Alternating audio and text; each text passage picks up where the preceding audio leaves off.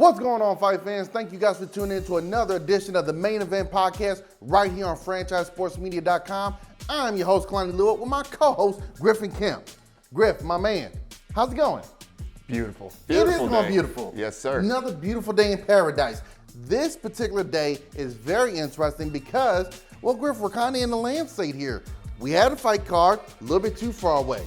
We got an upcoming fight card a little bit too far away. We're kind of in the middle. So let's dive into a couple of other topics of not recapping or previewing an upcoming or recently passed fight card. Number one, this past yesterday, Monday, the 7th, was the anniversary 13 years ago where the great Anderson Silva knocked out Forrest Griffin in the light heavyweight division at UFC 101. If you remember, this matchup came because Anderson Silva at middleweight had a couple title defenses that weren't necessarily the best. Dana White was frustrated, fans were getting annoyed, said, hey, we need to put you in there with somebody who's gonna bring the fight to you. Enter Forrest Griffin, incapable of having a boring fight. Forrest stepped up to the plate, clearly got knocked out. One, what was your impressions of that? And two, I'll ask you the second question after. Forrest Griffin, legend, a man who was beating asses in the octagon and outside as serving as a police, serving in our police forces, correction officer. This man, I love Forrest Griffin. Grew up watching the man. He was part of the reason why I actually even started watching the UFC and getting into MMA. Versus Stephen Bonner, top one. That drew a lot of fans to be fans of the UFC. Absolutely, but then the fight between him and Silva, all I see in my mind when I think about that fight is just Silva with the bing, bing, and Forrest Griffin's face of absolute shock.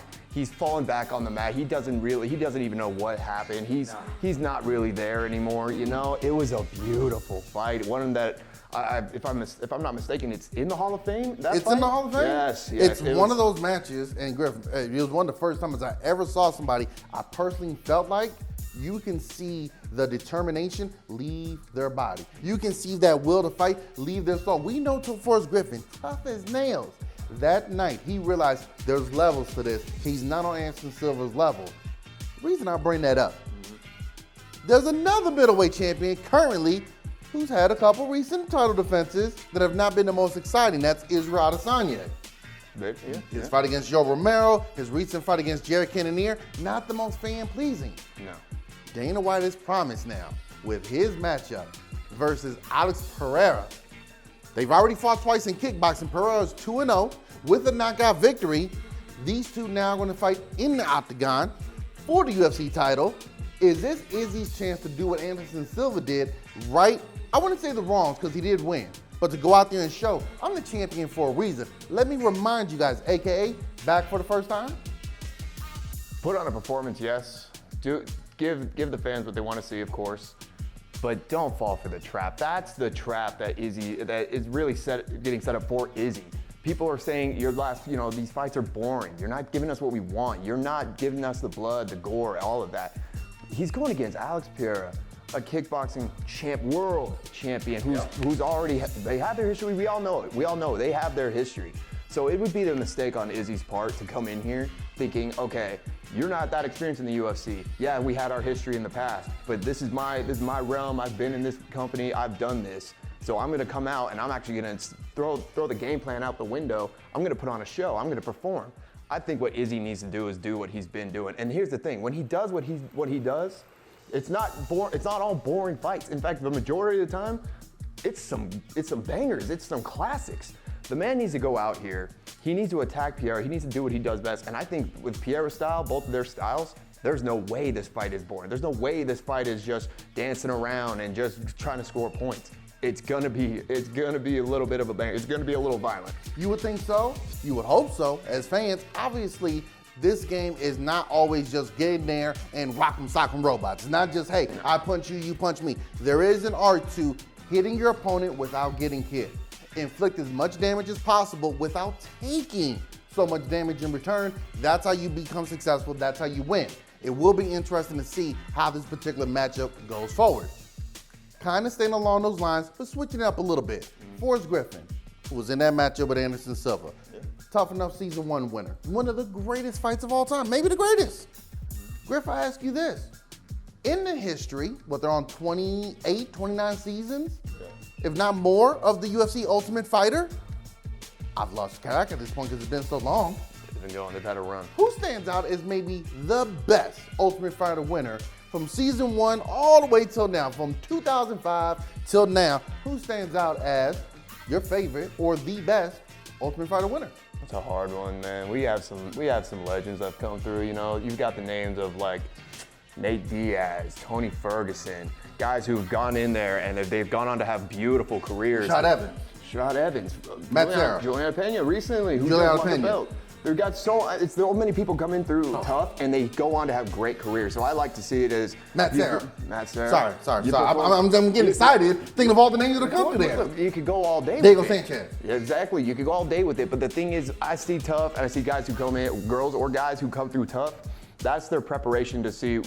They got to perform during the season, but then they got to go on and see what was their career like. What happened afterwards? What did they end up doing in the UFC? So based off that, my favorite's got to be Kamaru Usman, a man who is literally competing with George St. Pierre. GSP. To not just the welterweight GOAT, maybe the all-time GOAT. I agree. And we just saw his brother. His brother just won. Muhammad Usman, the first brother pairing to win. Now, obviously, Nate Diaz won. Nick Diaz has already been in the UFC, so it's a little different. But the first brother duo to win, man, oh man, did Muhammad make a statement in his victory, man. He did Anderson Silva, like, just a little jab knock, or not even a little jab. Nice little swing hook there, but boy, he's got some power on him. The heavyweight champion Francis Ngannou said, no, I don't want any problems with that guy. You look at guys like Forrest Griffin, Rashad Evans, Michael Bisping, Matt Serra, the winners of the first 4 seasons, all went on to win titles. While Usman later on in 2015, I believe, when they did down in Florida, Team American Top Team versus Team Black Zillions, 2 Florida teams, he came out as the winner. He's won the title. Obviously, like you brought up, Juliana Pena, she's won a title. So winning the Ultimate Fighter, you do have a strong chance at one day becoming a champion. Someone like Tony Ferguson, who has not held an official UFC title, he's been an interim champion, one of the most decorated fighters in all of UFC history. You got some fighters who didn't make it, but I'll tell you what, it is amazing to see not only the run it's been on, but some of the fighters we've got there, even the ones who didn't win. You go on to have still fantastic careers going forward from there. It's been a lot of fun. Obviously, now we got the Dana White Contender Series. Dana White looking for a fight. We have smaller organizations that have built themselves up to say, hey, if I'm winning over here, shouldn't I just get a shot over at the UFC? Alex Pereira is one of them who came over and just said, hey guys, I've knocked out Izzy. Maybe I should be in the UFC. Right. It is phenomenal how this sport has grown. And again, for those that may not remember, you look at the fact that Dana White went on ahead and said, we need something to take this over the top. Right. Come on with a TV show. Reality TV. People love reality TV and the drama. Not a big fan of it myself, but hey. Who can forget Nate Diaz and all the shenanigans they were getting into when they were all living together? It was classic. Can you imagine the insurance they had for all those houses that they used to damage when they had alcohol in there? Man, oh man, good times indeed. The real world couldn't compete. The real world couldn't compete with what was going on. No, that wasn't the real world. This was the real world right here. The real world right there. Griff, I wanted to bring this up very, very reluctantly. Okay. I don't want to do this, Griff. I do not. But I feel like I have to. This is Tuesday. Talk to him Tuesday. Talk to him Tuesday. Griff, if you had to pick one fighter that you could talk to, 30 seconds, 1 minute, whatever, who would you talk to and what would you say? You really ask the real questions, you know that. Yeah. It's a gift. I'm here for hard-hitting journalism. You know, all the fighters in the UFC. All the fighters. I'm going to avoid the easy answer. You know, the answer everyone probably assumes I would pick. Yeah. Give me the ear. Come on now, clock is ticking. Give me the ear of Jorge Gamebred Masvidal. Ooh. Give me his ear. Okay, Jorge Gamebred. Come on. Pay attention. Let me talk to him. He's coming out recently, talking about his future. You know, after his last loss against Kobe Covington, it's kind of been an unknown with both guys. Both guys, we don't know what's going on with either one of them. A lot of legal issues, a lot of unnecessary.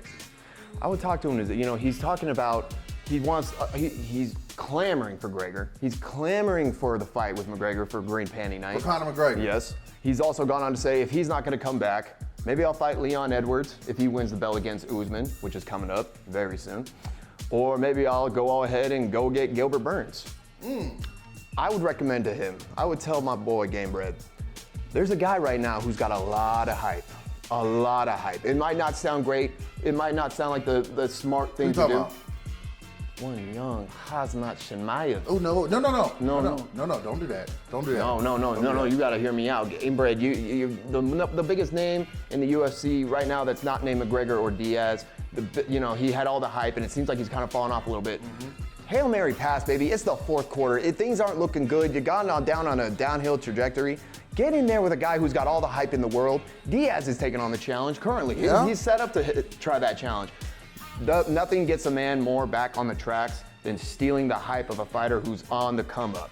Okay. So, is he a monster? Yes. Is he scary as hell? Yeah, absolutely. of course. But get in there, fight, get with Khamzat Chimaev. And if, worst case scenario, that fight right there, pay-per-view buys, the money, Whew. it's not a bad option. So if Khamzat is successful against Nate Diaz, Khamzat and Jorge next? It makes sense for both fighters. I mean, people are saying it didn't really make sense because Khamzat's on that championship trajectory, but Diaz, I mean, nobody. It's his last fight in the UFC. It's his last fight. Nobody really sees Diaz as somebody who you beat him, you automatically get a title shot. Masvidal, I'd say has a little bit better of a track history recently than Diaz, so makes sense for Khamzat to get in there, fight another top welterweight guy. Makes sense for Masvidal. That's a challenge. People want to see if you still have it, if you're still that guy. Well, make it happen. It would definitely be a great fight from both parties. There's a lot of good stuff there. Very quickly, from my part, talk to him Tuesday. Let's hear it. I would say I'm talking to the whole heavyweight division right here. There's a certain fighter out there. You guys thought he was gone. He thought he was done. Who knows how he's going to be, but he's going to come in. Who's he going to say? John Bones Jones. He's coming, guys. Ask the guys at 205. In fact, you can, because they're all gone. He wiped them out. We're right now scrounging for names at 205 at light heavyweight to find out somebody who might even be close to the amount of talent he's got in his left elbow. John Jones at heavyweight is going to be a scary, scary man. Stipe Miocic, you're great. John Jones is coming. Derek Lewis, you're great. Not in Texas. John Jones is coming. Tuivasa, the Shoey. Jones is coming. They're all coming. Don't put it on him, bro. Francis Ngannou. We love you, brother. This is not a knock on you. You, John Jones. UFC New York, UFC Africa, UFC anywhere. It needs to happen. Heavyweight division, you have been put on notice. Right here on the main event, John Jones is coming. Stay tuned. And that's going to do it for us here at the Main Event Podcast. Thank you guys for tuning in. Be sure to like, share, and subscribe. Griff Kemp, Kalani Lua, FranchiseSportsMedia.com. This is the Main Event. Till next time, fight fans. Peace.